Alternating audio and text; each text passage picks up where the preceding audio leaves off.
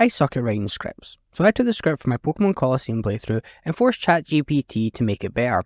I just copied my original script, pasted what it spat out, and I haven't even checked the results to make sure it makes any sense. But here they are. I've finally completed one of my all-time favourite Pokémon games. Last time in my video we embarked on our thrilling adventure. Little did I know just how lost I would become in this expansive world. But let's dive right into the story. If you missed the first part, don't worry, I'll bring you up to speed in less than 60 seconds. Our journey begins with an audacious act of stealing the Snag'em device, a sophisticated gadget that allows us to capture other trainers' Pokémon. After liberating ourselves by blowing up their base and escaping on a hoverbike, we find ourselves at a bustling train station. There we engage in a battle with a mysterious character, who directs us to head to Phoenix. Upon arriving in Phoenix, we stumble upon a distressing scene, a young girl being kidnapped. Acting swiftly, we rescue her and affectionately nickname her Dude. Together with Dude, we make our way to the mayor's house, only to encounter a menacing figure with piercing red eyes. Undeterred, we venture inside and confront the mayor himself, who spins a web of deceit before sending us off to the stadium. To our dismay, the stadium is inexplicably closed. What an infuriating turn of events. As we leave the premises? Okay. We are accosted by 3 troublemakers attempting to rob us. Fueled by determination, we emerge victorious in the ensuing battle and promptly return to the mayor's house. To our surprise, a peculiar sight awaits us, a Pokeball with an unmistakable afro hairstyle jiggling in the living room. You got that backwards. Just as we start to process this enigma, the mayor abruptly departs, leaving his lackeys to confront us. Unfazed, we employ Dude's extraordinary ability to see shadow Pokemon and capture one of the lackeys' Shadow Makuhita, forcing them to retreat in fear. Okay, this is certainly a different way to tell this story. Our next objective is to leave the city and investigate a construction site. Is it? Unfortunately, our path is obstructed by a group of thugs braving the challenge head on. We engage in a fierce battle with the blue-clad thug. Wait, no, you've got yourself backwards here because you haven't even left the site yet. Okay, let's continue. Utilising our own Shadow Croconaw to subdue him? You have totally misunderstood those sentences. With the situation under control, we catch the Shadow Croconaw and make her escape from the city. So you know it's not our Croconaw. And there you have it. We're now up to speed, and that only took 53 seconds to recap this captivating series of events.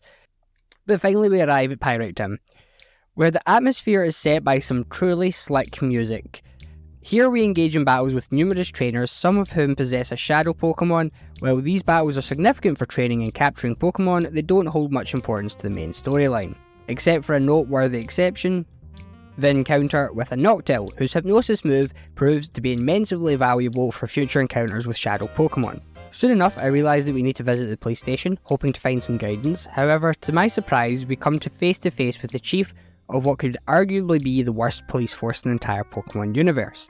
This is where my confusion begins, and I can't help but feel lost. As it turns out, we're supposed to meet Marcia, who is hiding in a secret room concealed by an enormous bookcase belonging to a robust man. Marcia, unfortunately, doesn't provide us with any substantial information. Leaving the secret room, we stumble upon a scene where a muscular man is engaged in conversation with a child. I must admit I'm unsure of details I might have missed that would explain the significance of this encounter, but fortunately I have the aid of a walkthroughs to guide me. Our next task is to head back to the entrance of Pyrite Town and confront Kale in battle. We successfully capture a Shadow Ferret, learn these shadow Pokemon are being distributed at the Colosseum. A cutscene follows featuring a talking Pokeball bobblehead communicating with a character named NASCAR or NASCAR. Regardless, the cutscene doesn't reveal much except that this individual is actually a villain, which comes as quite a surprise. As we make our way to the Colosseum, a visibly distressed scientist slips out from a wind turbine and collapses. He urgently requests our assistance. In a weakened state, he informs us that Sylvia, another character, has stolen a gear that could potentially shut down the Colosseum. Without hesitation, we rush back to the construction site, where we discover the missing gear tucked away in the corner. We retrieve it and promptly return it to its rightful place. Juking, a key figure in the area, defends Sylva's action, believing that Sylva intended to be good. As a show of faith, Juking invites us to partake in a battle within the Colosseum. Not quite how it goes? Sure. After emerging victorious in the Colosseum battle, we are rewarded with the TM for Toxic, which we decide to teach our Umbreon, or with our newly acquired move we head back across the bridge. On the other side, we encounter a Cypher Grunt who instructs us to follow him. Curiously piqued, we comply and are led inside a mysterious building which turns out to be a secret hideout for Cypher. As we progress throughout the hideout, we engage in battles with numerous trainers, steadily making our way to the top floor. Eventually we come face to face with Silva, who informs us that Duking's puzzle has been stolen and implores us to save it. To our surprise, we discover that the top of the building conceals an entrance to a multi-storey cave. Undeterred, we venture forth, navigating the cave's intricate pathways. Our journey leads us to Mirror B, who is hiding in this remarkably spacious cave. We engage in a battle against him and his squad of Ludicolo. Finally, we manage to capture the Shadow Pseudo-Widow just before my recording stops. Behind Mirror B, we find another cave where Plusle is being held captive. With the Plusle rescued, we return to Duking, who expresses his gratitude by giving us the Pokemon as a gift. Duking also tasks us with investigating Mirror B. I don't think that's what that line was meant to be. Leaving Pyrite Town behind, a psychic individual whom I can only describe as somewhat shady character advises us to head to Agate Village. When did I say she was a shady character? Meanwhile, Dude suddenly remembers her intention to visit her grandpa, so we set off to journey to Agate Village. Upon arriving in Agate, we are greeted by lush green grass and an overall serene atmosphere. As we engage in conversation with Dude's grandparents, our interaction is interrupted by a young man who urgently warns us about outsiders causing trouble in the Relic Forest. Eugene, eager to protect the Relic Forest, rushes to its aid, while I take the opportunity to nickname our Pokemon. Espeon is named Anya, after the third eye chakra. Umbreon receives the name Soteria, derived from the goddess of safety. Though Umbreon is male, I wanted to give them spiritual names, considering Umbreon's bulkiness. Moving on, we make our way to the Relic Forest, battling more Cypher Grunts along the way. Eventually we reach the Relic Stone, where we find Eugene engaged in battle with a Cypher Grunt. Unfortunately, Eugene's Pikachu is overwhelmed, leaving us to face off against a level 38 Hitmontop. We successfully capture it, forcing the Grunt to flee, and Eugene advises us to head home. In our journey, we encounter an old man named Senilor, who imparts knowledge about a relic called the Time Flute. We can instantly purify a Pokemon. Additionally, Eugene gives us a tablet that explains how the Relic Stone can purify Pokemon whose hearts are open. Taking this opportunity, we proceed to purify our captured Pokemon. Slugma receives the name Hephaestus, Noctil is named Mattis, Mantine becomes Mananan, a personal favourite, and Croconaw is given the name Glyson. Responding to Duking's message about the mountain battle being under attack, we promptly make our way there. Upon arrival, we discover the Cypher has taken control of the area. We engage in battles with trainers in the first section of Mountain Battle, gradually making progress. Eventually, we encounter Dakim, a formidable and muscular opponent. To our surprise, he possesses our first legendary Pokemon, Entei. Unfortunately, our attempt to catch Entei fails, as it uses Shadow Rush on itself, resulting in its own demise. However, we are reassured that we will have another chance to capture it later on. It didn't use Shadow Rush on itself, Shadow Rush does damage to itself. After defeating Dakim, we rescue a mountain battle employee who informs us that Dakim had been seeking the Time Flute, which the employee then gives to us. Now in possession of our first Time Flute, we also come across an F-disc left behind by Dakim, which we realise will be important for future endeavours. Our next task is to return to the police station in Pyrite Town, where we pickpocket the prisoner's keys for the elevator in the Cypher hideout. We then descend to a hidden town called the Under, situated beneath Pyrite Town. As we enter the Under, we are introduced to Lady Venus throughout a cutscene. She warns us about spies infiltrating the area.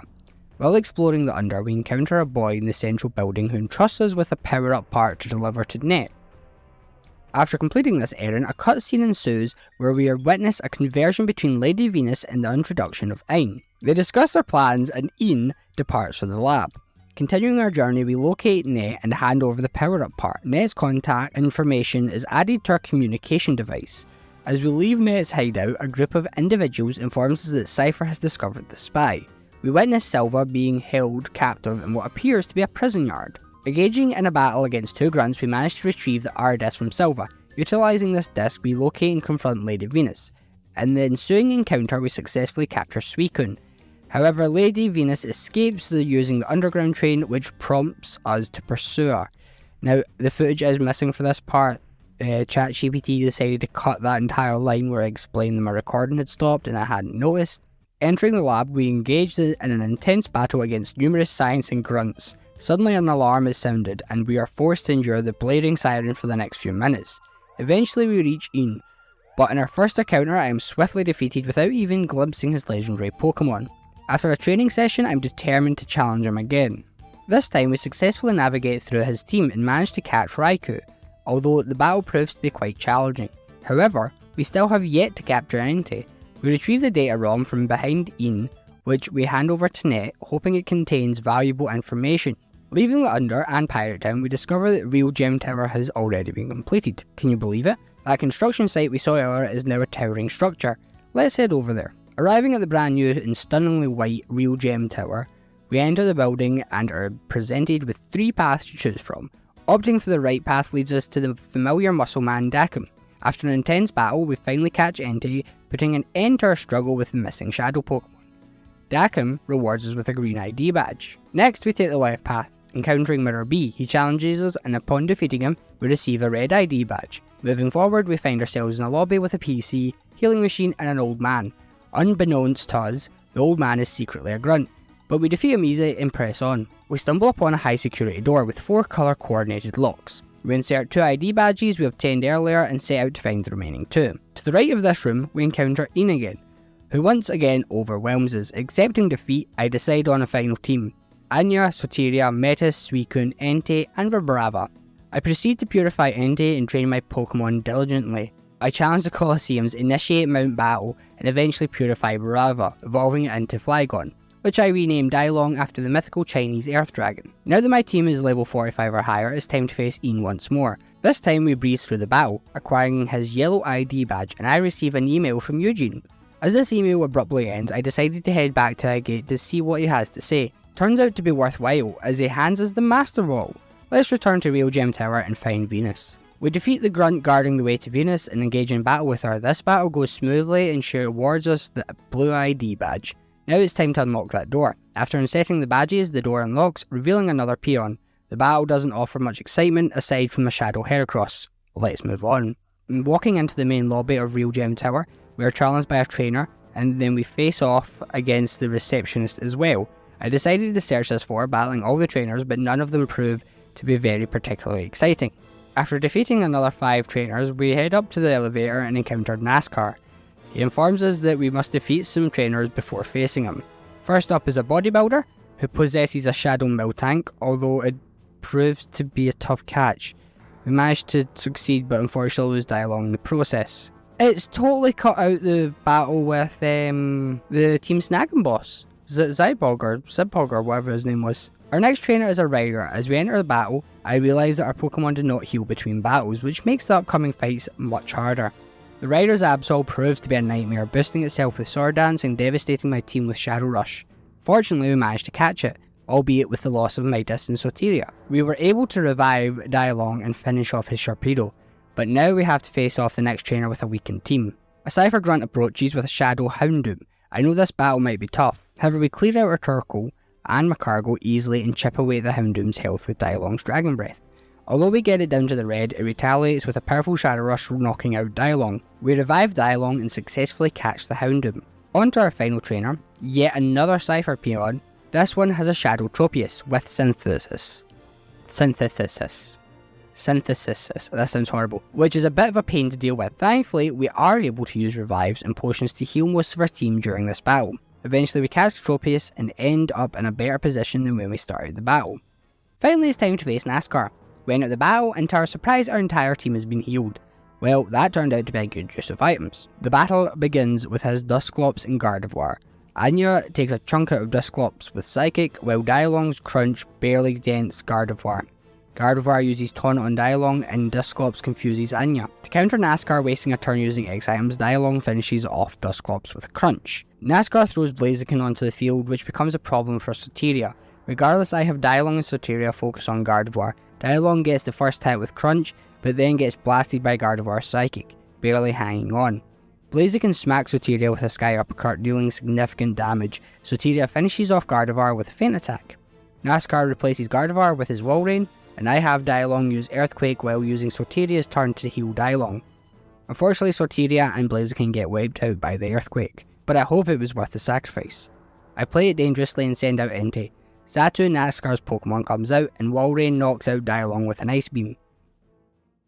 I bring out Anya and strike Walrein with a Fire Blast. Anya uses Psychic on Walrein to ensure we finish the job. This strategy works, and Walrein hits the floor. Finally, we are facing a Shadow Metagross. Xatu confuses Entei, making me retreat it for Mattis. I decide to bring back Anya as well for Suicune. Xatu hits Mattis with Psychic, taking it to the red. Unfortunately, Mattis gets knocked out, before being able to use Hypnosis. Suicune uses Aura Beam on Xatu, but it has little effect. Entei takes a Shadow Rush from Metagross. Suicune uses another Surf, and Entei swaps for Anya. With Metagross down to a third of his health, I throw my first Ultra Ball, but it fails. I revive Metis and hope to put Metagross to sleep. However, on the fourth attempt, the ball successfully captures the Pokemon. We've defeated NASCAR, but wait, he's not the final boss. Approaching us is the round smiley mayor of Fenak, whose name is Evice and kind of resembles Eggman from Sonic.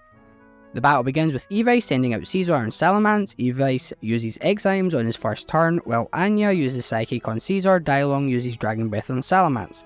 Unfortunately, it doesn't do much damage. I decide to swap Anya for Suicune and have Dialong use Dragon Breath again. Salamence uses Takedown on Suicune, damaging itself enough to be taken out by Dragon Breath. Scizor uses Silver Wind on Suicune, knocking it out. Evice replaces Salamence with Slacking, and I bring out Entei.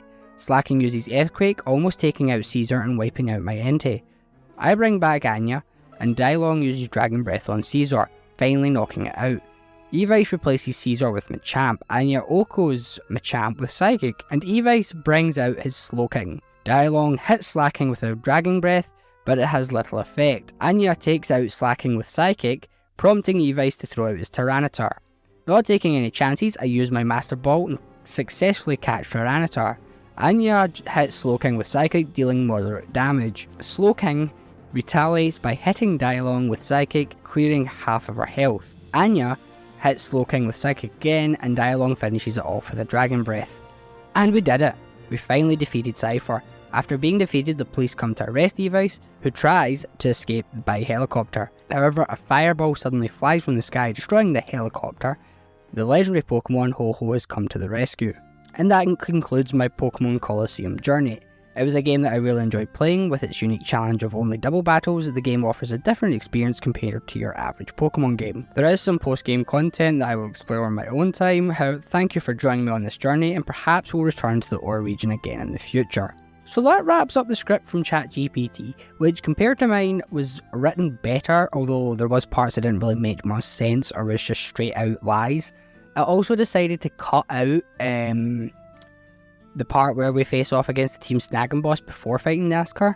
I don't know why I did that. I guess it just felt like that part of the story wasn't important to the story. Yeah, but honestly, results from it, not too bad at all. It uses a bit too many big words that I don't like to try and say, especially ones that I struggle to pronounce, as you'll probably notice, having cuts or like just kept in the stuttering. But yeah, this was actually a fun idea for a video because I am really bad at writing scripts, and ChatGPT does polish them nicely. Definitely needs like a read through before you actually go ahead with it. This was just a test to see what it actually just spat out. But that does wrap up the video. So if you enjoyed it, give it a like. If you're thinking about subscribing, you should do that. Have a great day.